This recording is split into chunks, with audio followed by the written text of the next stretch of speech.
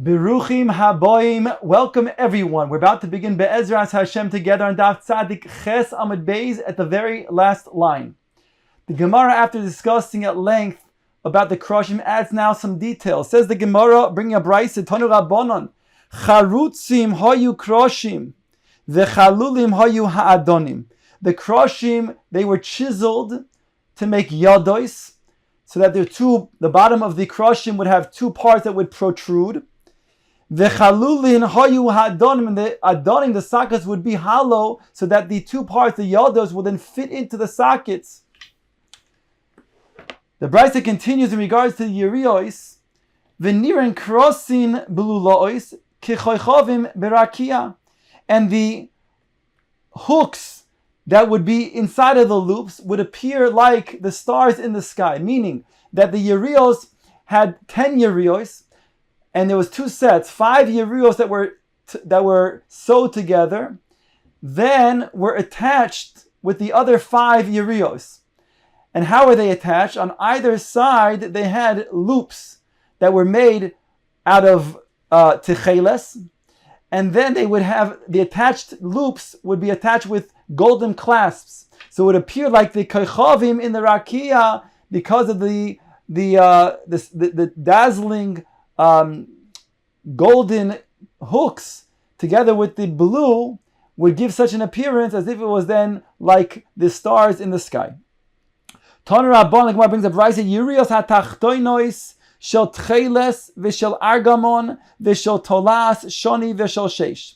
The Brisa says in regards to the under cover of the Mishkan, that was decorative and it had different types of wool, the color of blue, which was techeles, and purple, argamon, a type of red, tolas shoni, and it was also with linen, sheish.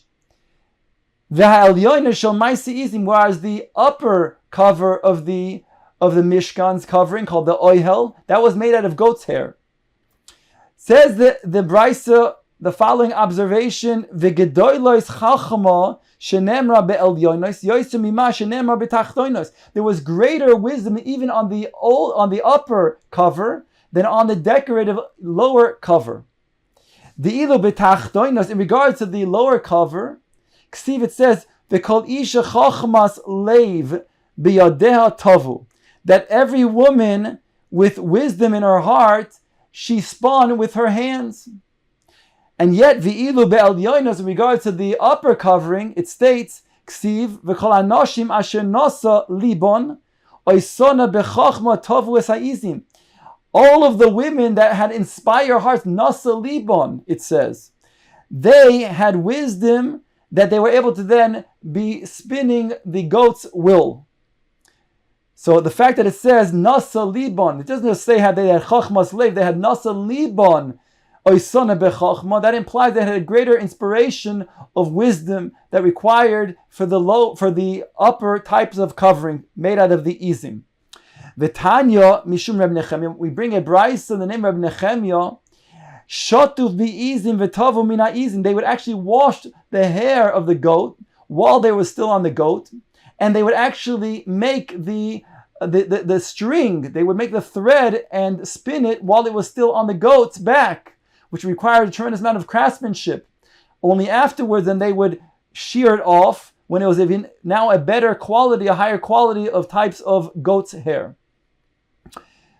The now Gemara brings a quotation from our Mishnah that the Mishnah said that just like you have two balconies that are on the same side of the building, so if you were to then moishit, if you were then to pass an object from one balcony through the Rishus HaRabim into another balcony, one would be chayev a korban chatas. Where we learn that is from the agolos of the Mishkan, where they would pass the beams. There were 2 sets of agolos.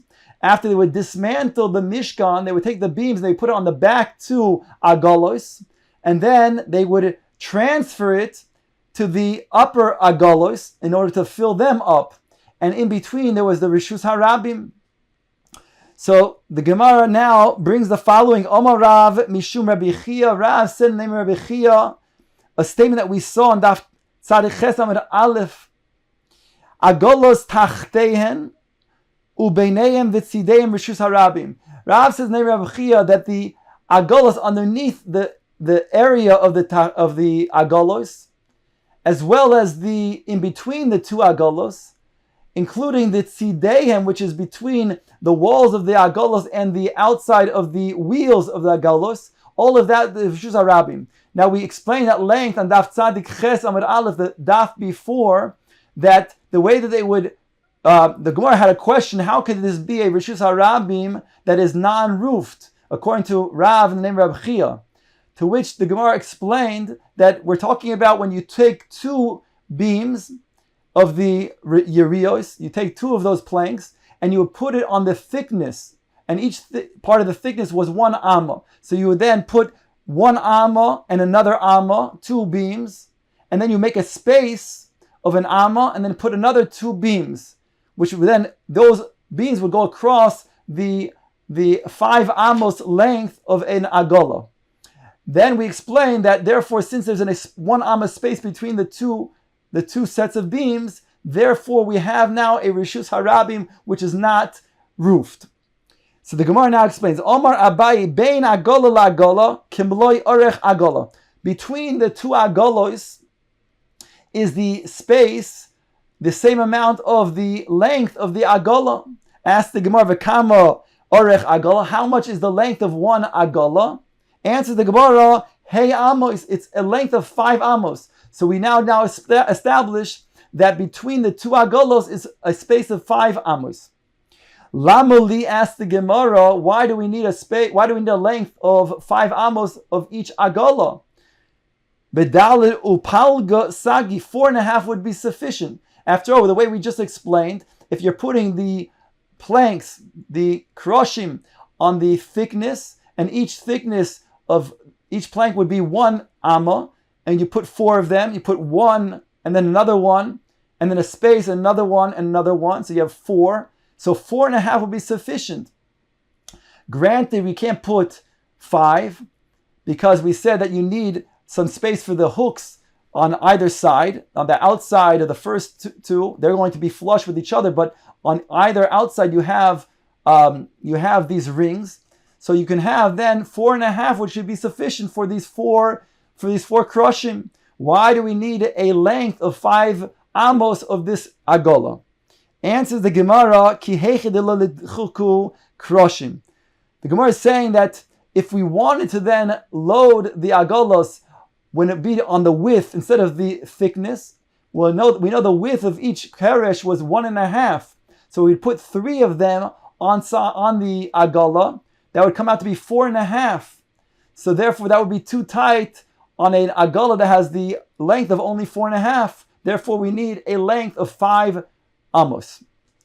Omar Rav tzide agola kimuloi roichav agola. The sides of the agola, referring to from the wall of the agola to the end of the wheels, he says that's the same space as a roichav, the width of the agola. Ask the Gemara, v'kama roichav agola, how much is the width of each agola? Answers the Gemara, shtei amos umechse, 2.5 amos. Ask the Gemara, lamali, be'amto upal gasagya, it would be sufficient to have just 1.5 for the width of the agola. Then you can then put the kroshim across. You don't need 2.5 amos. Answers the Gemara, ki hechidilo lildadu kroshim, because if you did that, then it would be too narrow of a space for when you would then put the kroshim across. It will toddle back and forth. It could also cause it to then fall off. Now the Gemara asks, once we have all of these different dimensions, the Gemara says we know from we established principle that there is a requirement of 16 amos wide for Reshus Harabim. Ask the Gemara, Elo the Kaimolon derech Reshus Harabim sheish esrei amma, without which we established that there is a width, a 16 amos wide, in order to then establish a Reshus Harabim. Anon the Gamrin lo Mishkan. We know we learn it from the Mishkan, but ask the Gemara, the Mishkan chamisrei havoy, but the Mishkan there was only 15, because if you take 5 amos of the agola, that means to say you have the the space of the agala itself, which we said is the width of 2.5. And you have 1.25 between the wall of the agala and the outside of the wheel on both sides. That gives you another 2.5. So you have 5 amos on each agala, and in between there's 5 amos. So then you have 15 amos we established. So how can we then have this principle that in a Reshus HaRam requires 16 amos when we see over here that it's only 15 amos wide?